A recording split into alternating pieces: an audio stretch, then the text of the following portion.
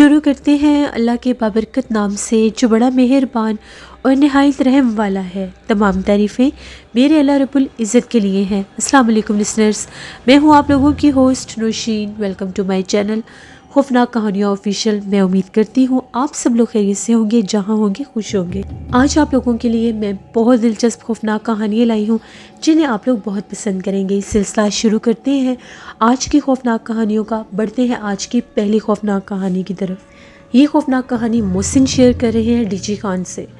محسن کہتے ہیں میں ڈی جی خان کا رہنے والا ہوں۔ آج آپ کے ساتھ اپنی زندگی میں پیش آنے والی ایک بہت ہی زیادہ ڈراؤنی کہانی شیئر کرنا چاہتا ہوں۔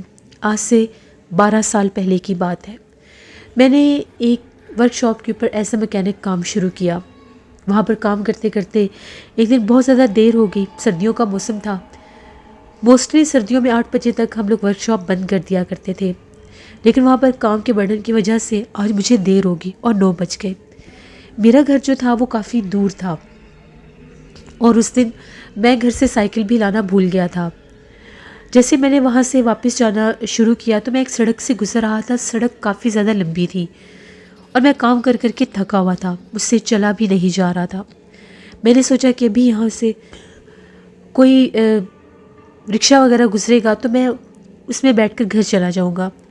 جیسے ہی ابھی میں اس سڑک پر بالکل آہستہ آہستہ سے چل رہا تھا تو مجھے آواز ہے جیسے پیچھے سے کوئی رکشہ آ رہا تھا۔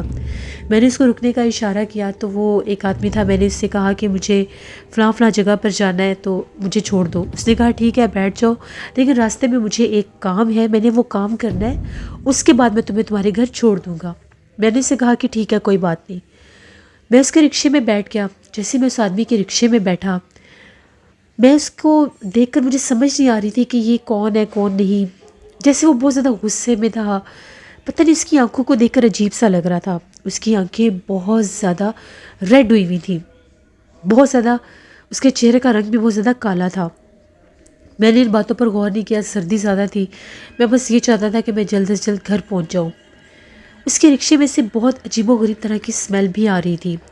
کبھی وہ اسمیل ایسے لگتی تھی جیسے اگربتیوں کی اسمیل ہے، کبھی ایسے لگتا تھا جیسے کوئی تیز خوشبو ہے۔ وہ بار بار کچھ اپنے پاؤں کی طرف جیسے اس نے کچھ بیگ سا رکھا ہوا تھا شاپر سا، اس کو چھیڑتا تھا۔ عجیب و غریب آوازیں آ رہی تھی۔ تبھی اس نے ایک دم سے بیگ کو چھیڑا تو مجھے ایسا محسوس ہوا جیسے اس میں کوئی جانور ہے۔ بلی کی آواز آئی۔ مجھے لگا کہ شاید کسی کے ہاں بلی چھوڑنے جا رہا ہوگا، میں نے یہ سوچ لیا۔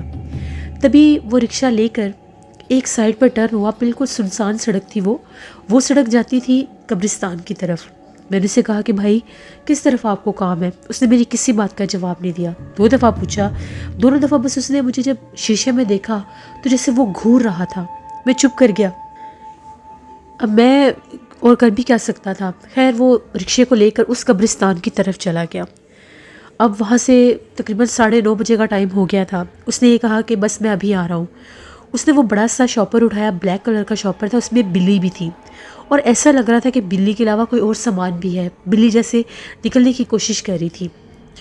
جیسے اس نے وہ سامان اٹھایا تو اس نے جہاں پر وہ بیٹھا ہوا تھا اس سیٹ کے نیچے سے اس نے ایک نائف نکالی، چھری نکالی اس نے۔ جیسے وہ چھری نکالی تو میں تھوڑا سا ڈر گیا کہ یہ کیا ماجرا ہے، اس نے چھری کیوں نکالی ہے۔ اب مجھے تھوڑا سا شک سا ہونے لگ گیا۔ جیسے وہ آدمی وہ بیگ لے کر چھری لے کر قبرستان کی طرف گیا، اس نے 2 دفعہ پیچھے پلٹ کر میری طرف بھی دیکھا۔ میں نے فیس دوسری طرف کر لیا کہ اس کو یہی لگے کہ میں نے اس کی طرف توجہ نہیں دی۔ جیسے وہ قبرستان کے اندر گیا، میں فوراً سے رکشے سے نیچے اترا اور میں نے یہ سوچا کہ میں جا کر چھپ کے دیکھتا ہوں یہ کرتا کیا ہے۔ قبرستان کی دیوار ایک طرف سے ٹوٹی ہوئی تھی۔ وہاں پر قبرستان کی طرف لائٹ بھی لگی ہوئی تھی، اسٹریٹ لائٹس لگی ہوئی تھیں، لیکن پھر بھی ٹھنڈ ہونے کی وجہ سے، رات ہونے کی وجہ سے اندھیرا بھی تھا۔ میں نے اتنا دیکھا کہ اس آدمی نے بالکل، وہ میرے سے تھا دور لیکن تھا میرے سامنے، روشنی بھی تھی۔ ایک قبر کے پاس گیا، وہاں پر اس نے کچھ سامان نیچے رکھا اور وہ بار بار پلٹ کر باہر دروازے کی طرف ہی دیکھ رہا تھا کہ کہیں میں اسے دیکھ نہ لوں، جبکہ میں ٹوٹی ہوئی دیوار میں سے اس کو دیکھ رہا تھا۔ اس نے اس بیگ کا منہ کھولا اور اس میں سے ایک بلی نکالی۔ وہ ایک بالکل کالے رنگ کی بلی تھی، کافی بڑی بلی تھی۔ وہ بلی جو تھی اس سے چھڑوا رہی تھی جیسے وہ بھاگنا چاہتی ہے، لیکن بلی کے پاؤں بھی باندھے ہوئے تھے، چاروں ٹانگیں اس کی باندھی ہوئی تھی بلی کی۔ اس نے کیا کیا کہ ایک قبر کے اوپر اس بلی کا سر رکھ کر چھری کے ساتھ اس کا سر کاٹ دیا۔ جیسے اس نے بلی کا سر کاٹا، ایک بہت بھیانک چیخ سنائی دی۔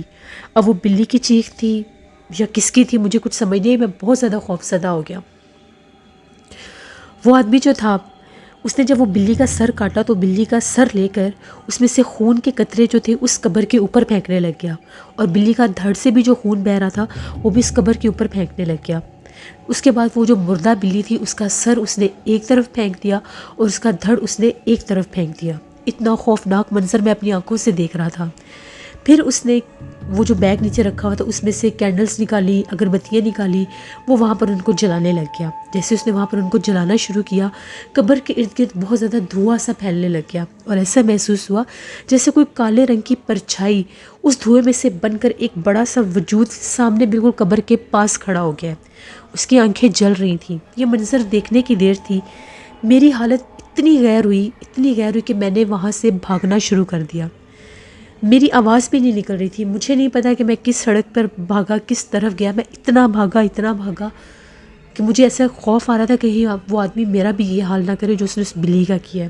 اب وہ کوئی جادوگر تھا، کوئی عامل تھا، کون تھا میں نہیں جانتا۔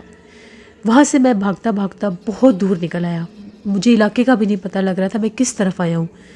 وہاں پر مجھے 2 آدمی موٹر بائک پر ملے راستے میں۔ انہوں نے جب مجھے بھاگتے دیکھا میری حالت بہت خراب تھی۔ میں نے یہ بتایا کہ میرے ساتھ حادثہ ہوا ہے، میں ایک رکشے میں تھا، اس نے مجھے لوٹ لیا، میرا سامان لوٹ لیا، مجھے مارنے لگا تھا، تو میں وہاں سے بھاگا ہوں، فلاں جگہ پر میں مکینک ہوں اور فلاں جگہ پر میں رہتا ہوں۔ خیر وہ آدمی اچھے تھے، علاقے کے تھے، وہ اس آدمی کو جانتے تھے جس کی ورک شاپ تھی۔ ان لوگوں نے مجھے میرے گھر چھوڑا، میں نے ان کا بہت شکریہ ادا کیا۔ جب میں گھر پہنچا تو 11:15 بجے کا ٹائم ہو گیا تھا۔ اس سارے سلسلے میں بھاگتے دوڑتے گھر آیا، میری سخت حالت خراب تھی، مجھے اتنا سخت بخار تھا، ایک دم سے وہ خوف، وہ بھاگنا، وہ تھکاوٹ کہ میں گھر پہنچا۔ گھر والوں نے جب دیکھا تو اس وقت میں کچھ بتانے کی بھی کنڈیشن میں نہیں تھا۔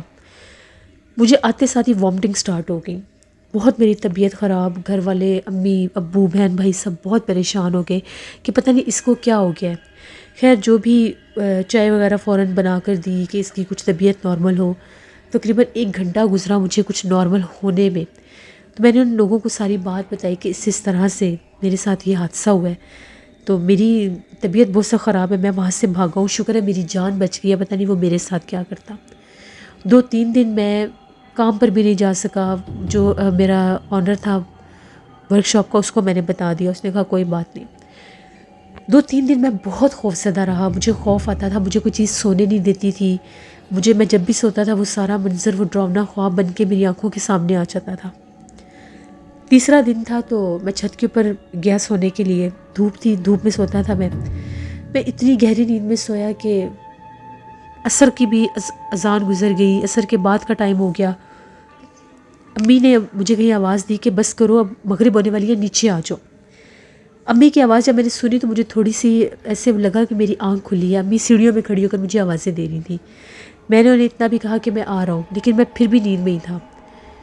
تقریباً جب مغرب ہو گئی تو مجھے ٹھنڈ سی لگنے لگ گئی، میں اٹھا تو ہر طرف اندھیرا ہو چکا تھا۔ جیسے میں نے اپنی چارپائی سے نیچے پاؤں رکھے تو میں نے وہاں پر دیکھا بلی کا کٹا ہوا سر پڑا تھا، کالے رنگ کی بلی کا کٹا ہوا سر ہم لوگوں کی چھت کے اوپر پڑا ہوا تھا۔ جیسے میں نے اس کو دیکھا میں نے اس کو اپنا پاؤں مار کر دور ہٹایا، میں چیخیں مارتا ہوا نیچے بھاگا۔ میری چیخوں پکار سن کے سب ڈر گئے کہ پتہ نہیں اسے کیا ہو گیا ہے۔ میں نے یہ کہا کہ چھت کے اوپر بلی کا کٹا ہوا سر پڑا، یہ وہی بلی ہے جو قبرستان میں اس بندے نے کاٹی تھی۔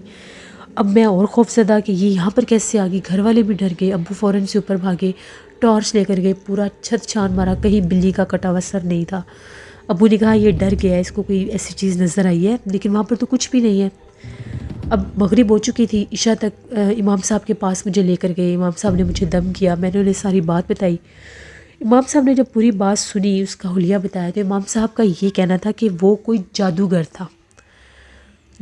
تھا، اور جو اس کا میں نے گیٹ اپ بتایا، جیسے اس کا چہرہ تھا، تو امام صاحب کا یہ کہنا تھا کہ وہ ایک کرسچن جادوگر ہے، وہ بہت مشہور ہے، وہ بہت خطرناک عملیات کرتا ہے، اور وہ ہے بھی رکشہ ڈرائیور، رکشہ ہی چلاتا ہے، بہت سی سواریوں کے ساتھ بھی اس نے بہت عجیب و غریب معاملات کیے ہیں۔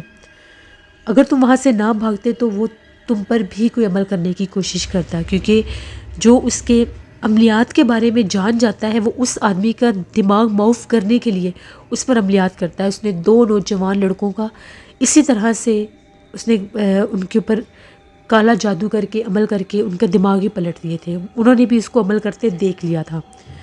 خیر میرے ابو بہت زیادہ پریشان ہو گئے کہ پتہ نہیں اب کیا ہوگا، یہ کیسے اس کے ہتھے وہ چڑھ گیا یا کیسے یہ اس کے رکشے میں بیٹھ گیا. خیر مولوی صاحب نے یہ کہا کہ تم آیت الکرسی پڑھا کرو، اپنا خیال رکھو اور کوشش کرو وہ تمہیں کہیں بھی نظر آئے تم نے انجان بن جانا ہے، جیسے تم اس کو جانتے ہی نہیں ہو. میں نے کہا کہ جی ٹھیک ہے. خیر 2-3 دن گزرے، میں نے اپنے کام پر جانا شروع کر دیا.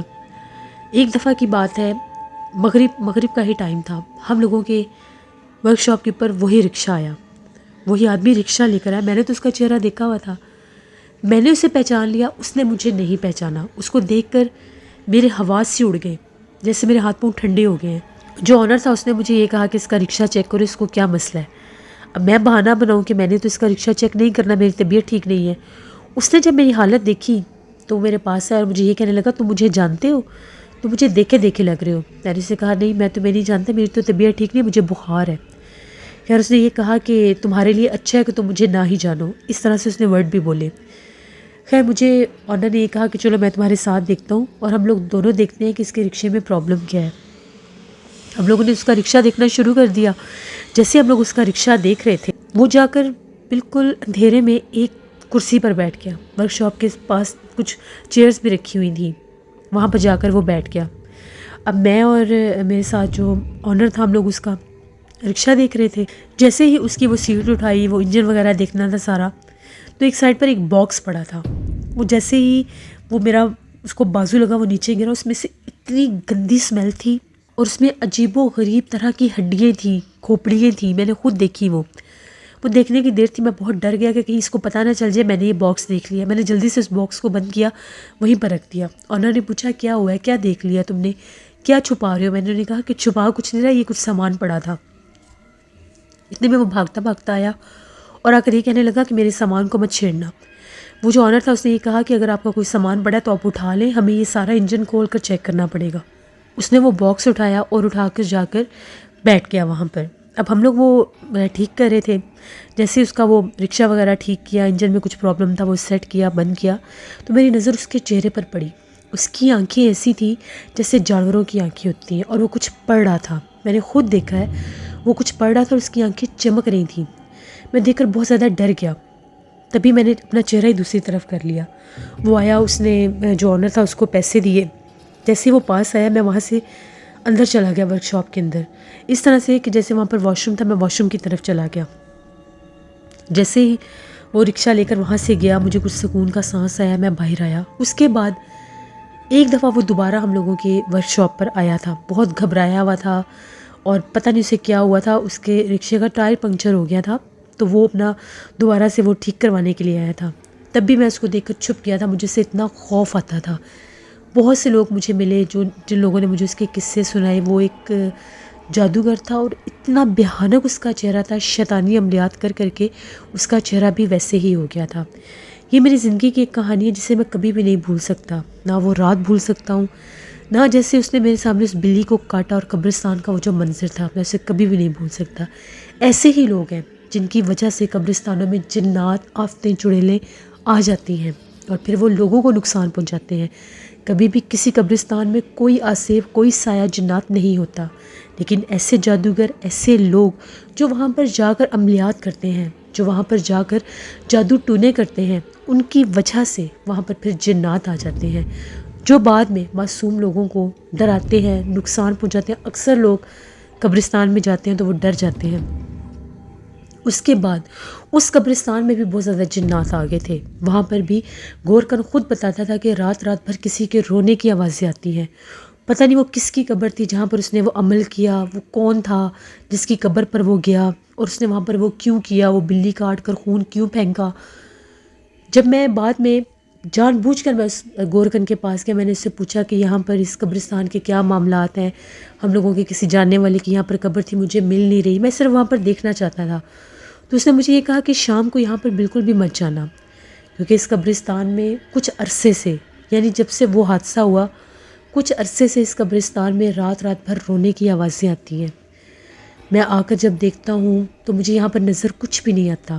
کبھی مجھے کسی قبر کے اوپر بیٹھی ایک عورت دکھائی دیتی ہے، وہ عورت کہاں سے آتی ہے، وہ رات کے ٹائم آتی ہے، وہ کہاں جاتی ہے، کبھی اس کا قد بہت لمبا ہو جاتا ہے، کبھی اس کا قد بہت چھوٹا ہو جاتا ہے، مجھے کچھ سمجھ نہیں وہ کہاں پر ہے، اور میں اتنا ڈرتا ہوں کہ میں اس کے قریب نہیں جاتا، اور مخصوص راتوں میں وہ ساری ساری رات بیٹھ کر ایک قبر پر روتی رہتی ہے۔ اب وہ اسی عمل کا ایک حصہ تھا جو اس جادوگر نے وہاں پر کیا اور اس مخلوق کو حاضر کیا، جو دھواں بن کے ایک وجود میں نے بھی وہاں پر نکلتے دیکھا، تو میں کبھی بھی نہیں بھول سکتا۔ میں تو خیر اس قبرستان کی طرف بھی کبھی نہیں گیا۔ یہ ایسی ایک خوفناک کہانی ہے کہ آج بھی اسے جب میں یاد کرتا ہوں تو میرے رونگٹے کھڑے ہو جاتے ہیں۔